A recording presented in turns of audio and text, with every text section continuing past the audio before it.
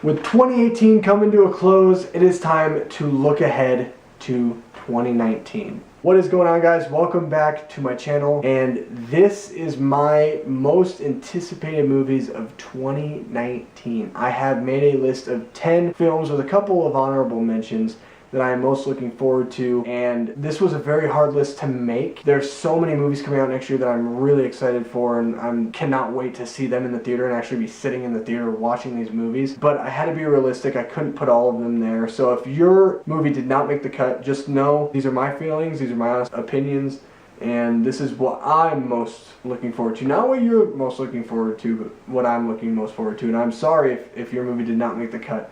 But let me know what that movie is. Let me know what your list is down below in the comments. I would love to know your guys' thoughts. Anyway, let's start it off with my honorable mentions. My first honorable mention goes to Shazam. When the first trailer dropped for Shazam, I was so giddy because it looked like a movie, a superhero movie of Big. And I am such a huge fan of the movie Big. I love Tom Hanks. I love what he did in that role, and this is what Shazam looks like. It looks like a lot of fun. It looks like it's going to be a great time at the theater. It's going to be a great popcorn flick, and you can just go and just have a blast with it, and I'm really looking forward to that. And Zachary Levi, I think, is such a stand-up guy, and he's very excited for this project. I know he's a huge fan of superheroes, so it's really cool to see somebody like him getting an opportunity to play a superhero like Shazam. I think it just looks like he fits the role so well. Obviously, I haven't seen the movie, but it just looks like he's a fit in the role. My next honorable mention, Brightburn. I did not expect this movie at all. I didn't even know a movie like this was coming out. I remember seeing the trailer pop up on my feed on YouTube, and I was like, oh, what is this? Clicked on it, because I always like to stay up to date with movie trailers. I start watching it a minute in, I'm like, what is it? Is this a Superman ripoff? Like, what is this? And then it starts picking up, and it has those horror elements, and I was like, oh my gosh, if they can pull this movie off, this movie will be one of my favorite movies of next year. I am such a huge Superman fan. Superman is my all-time favorite comic book character. My favorite. There is nobody else like him. I love him more than Thor. I love him more than Spider-Man. I love him more than Iron Man. I love him more than Aquaman. I love him more than Batman. Superman is my comic book character. This movie looks like Superman meeting Michael Myers, and I just cannot wait. The trailer got me hooked, and I just cannot wait to see this movie. And realizing a movie like this is coming out, if this movie works, they're gonna make more horror-esque superhero type films. My last honorable mention, Zombieland 2. Finally we get a sequel to Zombieland. Zombieland came out 10 years ago. One of my favorite comedies. One of my favorite horror comedies.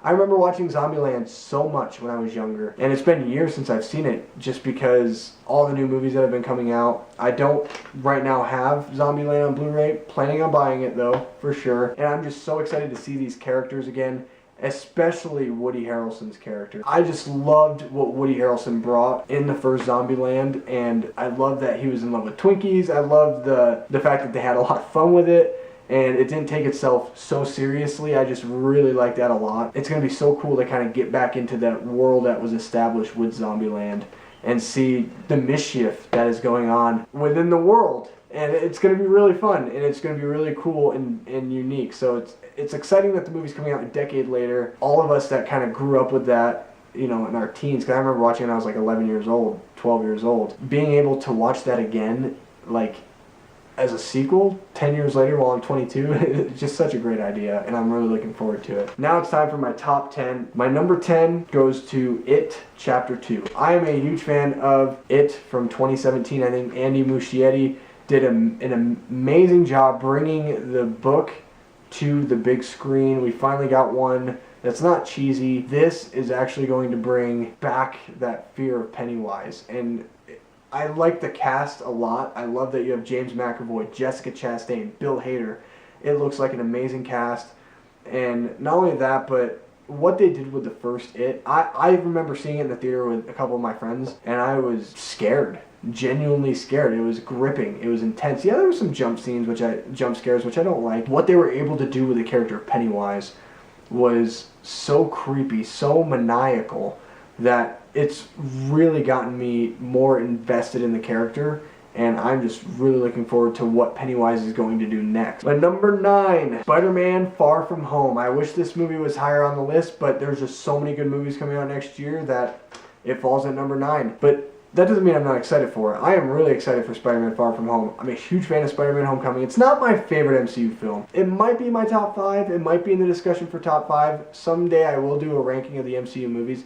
Probably after Endgame, I'm planning on doing an MCU movie ranking to kind of give my full list of my thoughts. But Spider-Man Homecoming, we saw Tom Holland. We finally saw a teenager portray Spider-Man, and it worked. It worked really well. And so I'm really looking forward to what's coming next in the new chapter for Spider-Man, and I'm also really looking forward to Jake Gyllenhaal as Mysterio. I love Jake Gyllenhaal. He's one of the best actors working today. For him to be cast in a movie like this, it just speaks volumes, because he's a very picky actor. He chooses certain material, and so that just says a lot. It speaks volumes of the script. How is it going to be translated on the big screen? We have yet to see, but I thought what they did with the first Spider-Man and Spider-Man Homecoming was really great, and I have that expectation of Spider-Man Homecoming good. If it can get to that again, or maybe a little under that, I will be very happy with this film. My number 8, the Lego Movie 2, the second part. I'm not going to lie.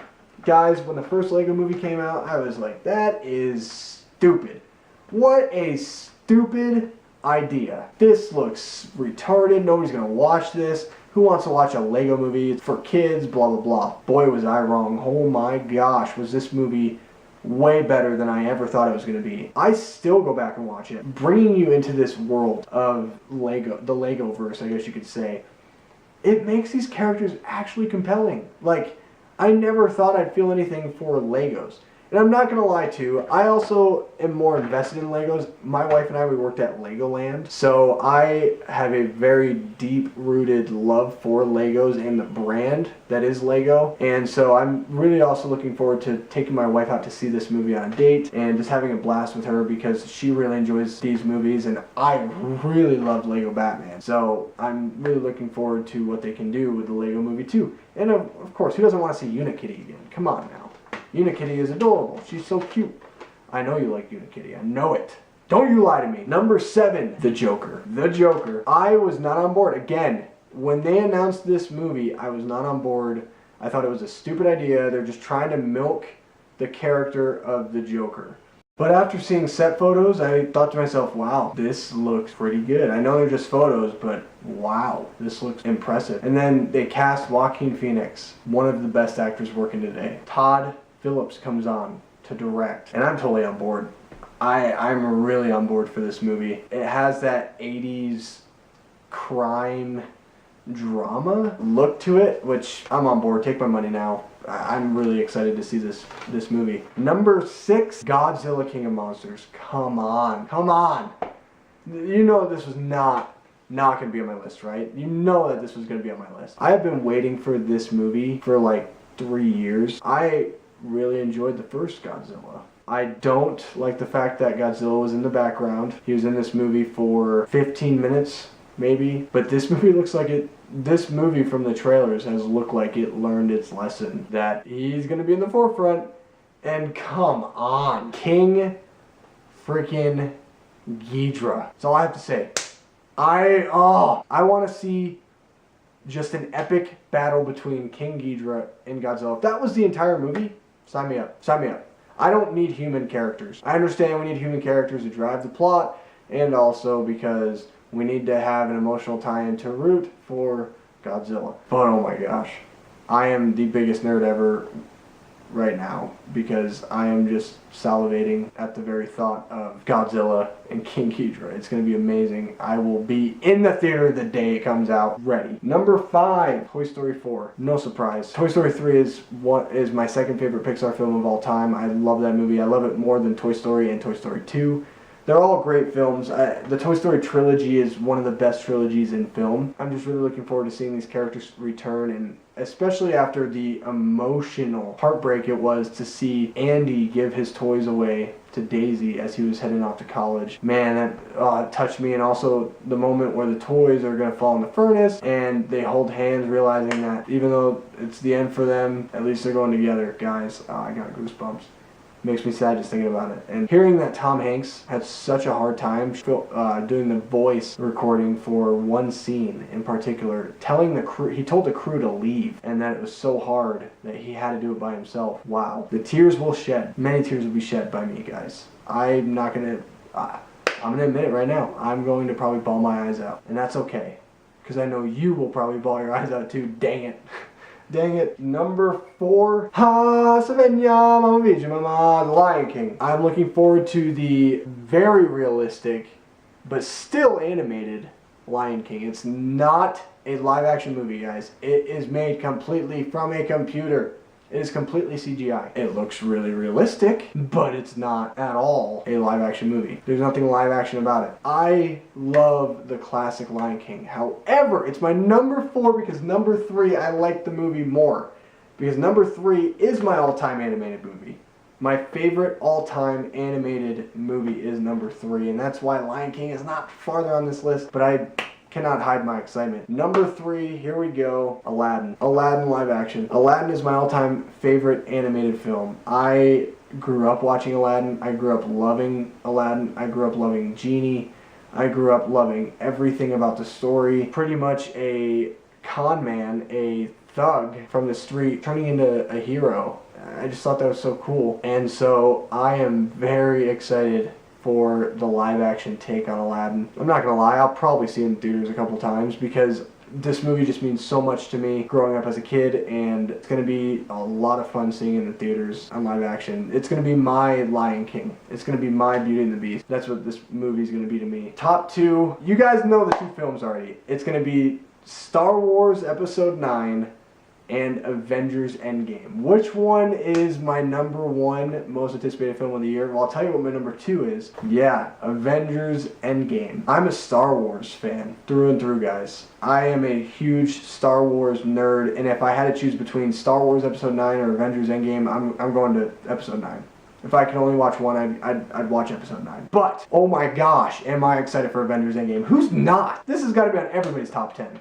List. Come on. It doesn't have to be your number 1. It's not mine. But oh my gosh, am I looking forward to this movie. The trailer, gave nothing away, which I loved. You can see my full thoughts on the trailer. I'll link that below. But a lot of people think that Infinity War is the first half. Infinity War was a complete movie. It had a beginning, a middle, and an end. The only difference is the villain won. Thanos won. That's the only difference. It is a complete movie. And so to see this movie pick up a couple years after, or a few years after the events of Infinity War, and I will be definitely doing a ranking of the MCU movies after Endgame. I got to. And number 1, I just gave it away already, but Star Wars Episode 9 is my number 1 anticipated film for 2019. I'm a Star Wars fan. Episode 8 left me moderately happy. I like the film. There are a lot of problems with the film. I don't love it, but I don't hate it.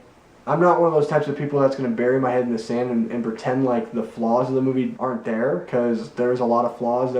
I do have issues with this movie. It's not perfect by any stretch of the imagination, but I'm really looking forward to see how J.J. Abrams ties it all back together. How the story of Rey, Kylo, Finn, and Poe, for now, ends, because we know that they're going to continue to make more Star Wars movies. We know it. They're going to continue to have movies with these characters. And so it might be a few years, but I am really looking forward to how they tie the series up as a whole and how the trilogy is going to rank with the other 3 trilogies, which, by the way, I will just leave this out there.